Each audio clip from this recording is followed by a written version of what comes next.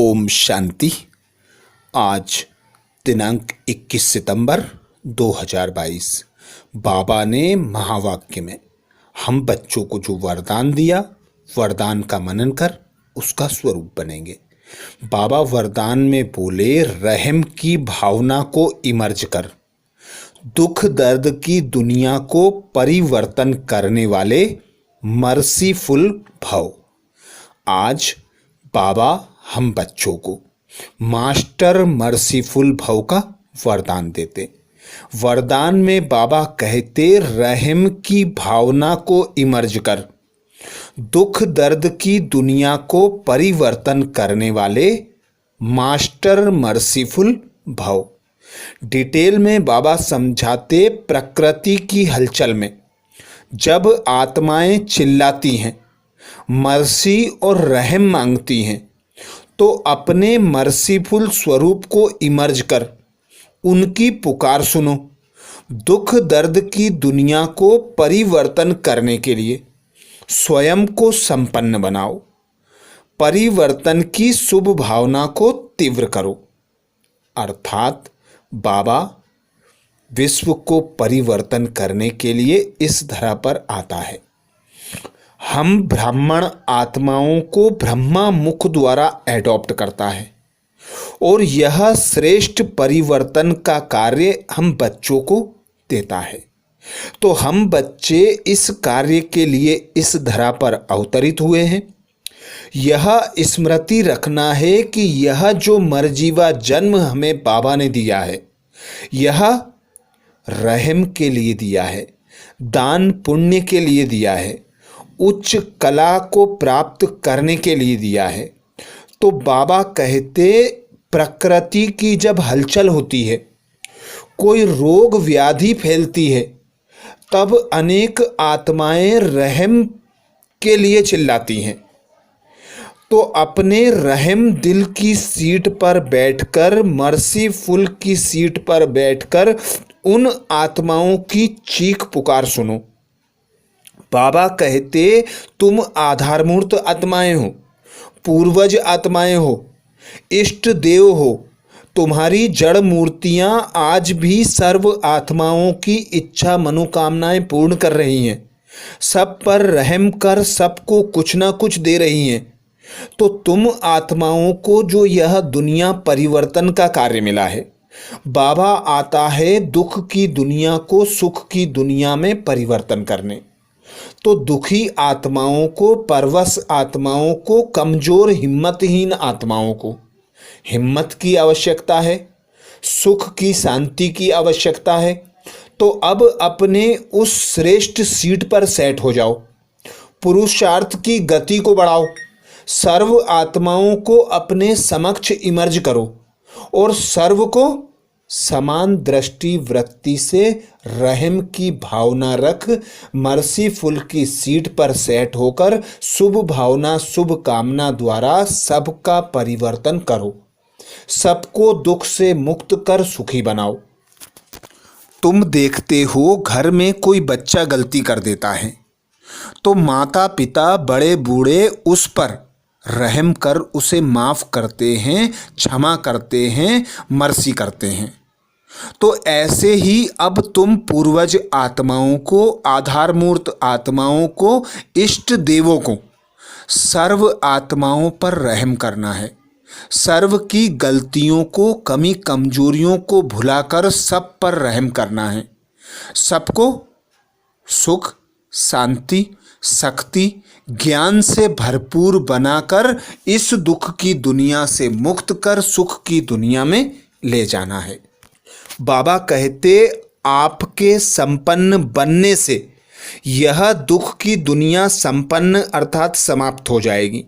इसलिए स्वयं प्रति चाहे सर्व आत्माओं के प्रति रहम की भावना इमर्ज करो। जहां रहम होगा वहां तेरा मेरा की हलचल नहीं होगी। तो खुद को संपन्न संपूर्ण बनाकर खुद का परिवर्तन कर बाबा कहते, दुनिया को संपन्न अर्थात दुख की दुनिया को समाप्त करो। अब खुद को भरपूर संपन्न संपूर्ण बनाकर खुद का संपूर्ण परिवर्तन कर विश्व परिवर्तन का आधार बनो। अपनी रहम की भावना को इमर्ज करो। चाहे कैसी भी आत्मा हो, परवश आत्मा हो, दुखी हो, पत्थर बुद्धि हो, ग्लानि करने वाली हो, अपकारी हो, कैसी भी आत्मा हो, सर्व आत्मा के प्रति समान दृष्टि वृत्ति रख रहम की भावना को इमर्ज करो। क्योंकि तुम बेहद के बाप की बेहद की संतानें हो। तुम इस सृष्टि रंगमंच की हीरो पार्टधारी आत्माएं हो। इस परिवर्तन के आधारमूर्त आत्माएं हो। तो तुम बच्चों को सर्व शक्तियों से संपन्न बनकर, सर्व गुणों से भरपूर बनकर, ज्ञान रत्नों से भरपूर बनकर सर्व आत्माओं का कल्याण करना है, सारे विश्व का परिवर्तन करना है। तो उस परिवर्तन के लिए खुद की दृष्टि वृत्ति को बेहद की बनाओ। सर्व आत्माओं को समान दृष्टि वृत्ति से देखो। सर्व पर रहम की आत्मा को इमर्ज करो और रहम करो। तो बाबा कहते, जब बेहद में जाओगे, खुद को आत्मा अनुभव करोगे, पिता परमात्मा को साथी सहयोगी बनाओगे, फिर सर्व आत्माएं भाई दिखाई देंगी और सर्व के प्रति रहम की भावना स्वतः इमर्ज होगी। तेरा मेरा की हलचल समाप्त हो जाएगी और तीव्र पुरुषार्थ कर सकोगे।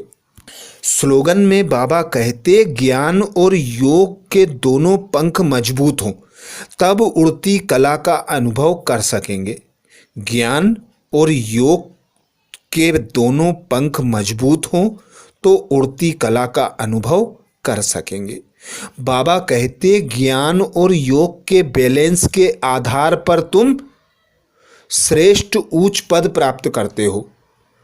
पतित से पावन बनते हो, नर से नारायण बनते हो, सर्व आत्माओं के परिवर्तन का आधार बनते हो। तो तीव्र पुरुषार्थ का आधार है, उड़ती कला का आधार है ज्ञान और योग का बैलेंस।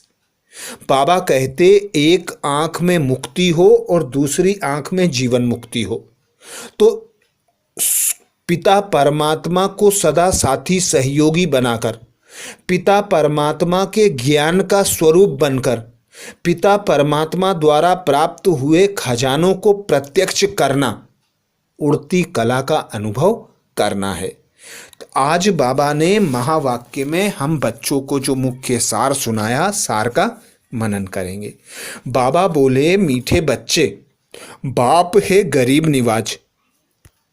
तुम गरीब बच्चे ही बाप से ज्ञान की मुट्ठी ले साहूकार बनते हो।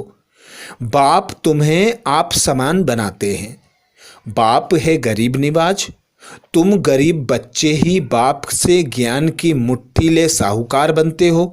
बाप तुम्हें आप समान बनाते हैं।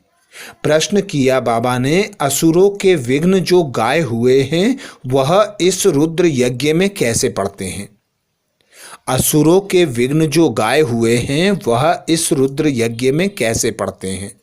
उत्तर में बाबा कहते, मनुष्य तो समझते हैं असुरों ने शायद यज्ञ में गोबर आदि का किचड़ा डाला होगा, परंतु ऐसा नहीं है। यहाँ जब किसी बच्चे को अहंकार आता है, कोई ग्रहचारी बैठती है तो जैसे किचड़ा बरसने लग पड़ता है।